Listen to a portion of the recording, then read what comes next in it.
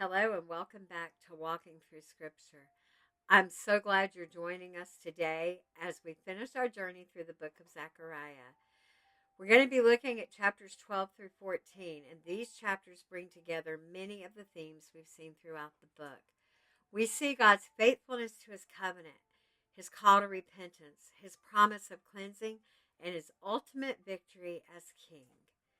As we study today, I want you to pay attention to the progression that repeats throughout these chapters. God exposes sin.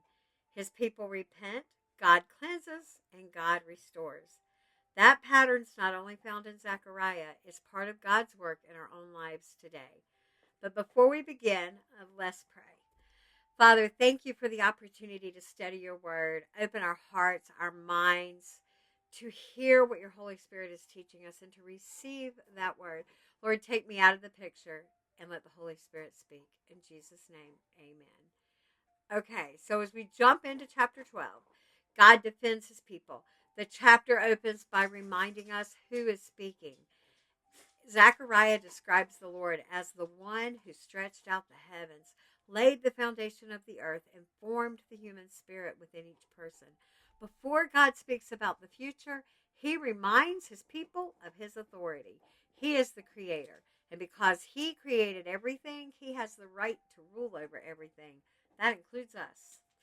The nations gather against Jerusalem. From a human perspective, God's people appear to be surrounded and vulnerable. Yet throughout these verses, the emphasis is not on Israel's military strength. The emphasis is on God's intervention. Victory comes because the Lord fights for his people. That is an important reminder for us as believers. Our confidence is never found in our own strength. It rests in the faithfulness of God. And then God brings conviction. As we look to verse 10, the focus shifts and changes. Instead of describing battles around Jerusalem, Zechariah begins to describe what's happening inside the hearts of God's people. God pours out a spirit of grace and supplication. Notice where repentance begins. It begins with God. Even our conviction is evidence of God's grace. Have you ever thought about that? Then we read one of the most familiar verses in Zechariah. They will look on me whom they have pierced. Now, originally, Zechariah is describing Israel, recognizing how they have rejected Yahweh. Their mourning is genuine because they finally understand the seriousness of their rebellion against God. But then later, John quotes this passage after Jesus' crucifixion. And there he shows us it in its fullest fulfillment. Jesus is Yahweh in the flesh. The rejection of Jesus becomes the ultimate expression of rejecting God himself. The prophecy finds an even deeper fulfillment in Christ than it had in the time it was spoken. And then we go to chapter 13. This begins with one of the most beautiful pictures in the book. A fountain is opened to cleanse God's people from sin and impurity. Notice the order.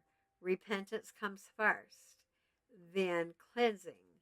God does not simply forgive his people and leave them unchanged. He removes what has polluted them. He removes the idols. The false prophecy is judged, and everything that competes with true worship gets dealt with. As I studied this passage, one image stayed in my mind.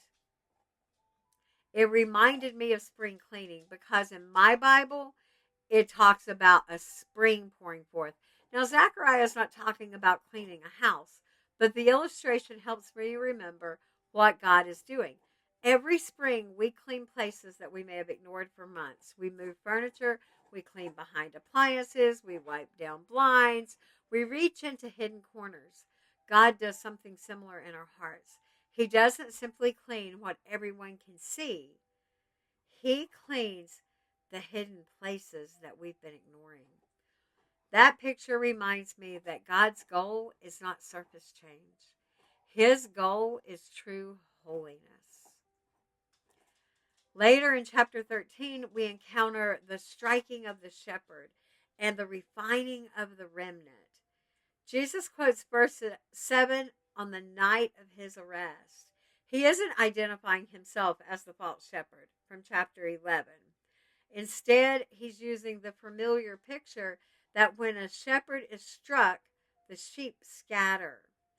The disciples would soon experience exactly that. The chapter ends with refinement. A remnant remains.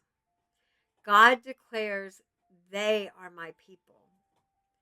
And they answer, "The Lord is my God." Judgment has led to restored relationship. And when we go to the final chapter, and it lifts our eyes even higher, we see the day of the Lord has arrived. Jerusalem experiences great hardship, but yet God himself intervenes. The Mount of Olives splits. A way of escape between the mountains is provided. Living water is flowing from Jerusalem. The Lord becomes king over all the earth. Holiness is spreading throughout the city, and everything points toward God's complete reign over the nations. The story does not end with judgment, it ends with hope. It ends with restoration. It ends with God dwelling among his people. As I finished studying these chapters, one truth stayed with me. God does not expose sin because he wants to condemn us. He exposes sin because he wants to restore us. Sometimes we pray for restoration while resisting conviction. But Zechariah reminds us that repentance opens the door to cleansing. Cleansing then leads to restoration, and restoration produces a people who belong completely to God. Maybe today the Lord is gently pointing out an area of your life that needs his attention. Do not see that as rejection from him. See it as an invitation from him. He's inviting you into a deeper fellowship with him. So this weekend, take a few quiet moments and get before the Lord and ask him, is there anything in my heart that you want to cleanse? Be willing to let him search every corner. His desire is not to shame you. His desire is to restore you and draw you back to him. Daddy God, thank you for your faithfulness to restore your people. Thank you for your grace that leads us to repentance and for mercy that provides cleansing. Search our hearts, Lord, and remove anything that draws us away from you. Continue your work of making us holy. Help us to know your word, to hear your voice, to live your word, and to make disciples who faithfully follow you. In Jesus' name, amen. Okay, guys, if this study has encouraged you, I would love for you to continue walking through Scripture with me. Subscribe so you don't miss the next study. Hint, it's going to be Malachi. And if this lesson's helped you understand God's Word a little, share it with someone else. Let's continue to know the Word, live the Word, and make disciples together. Be blessed.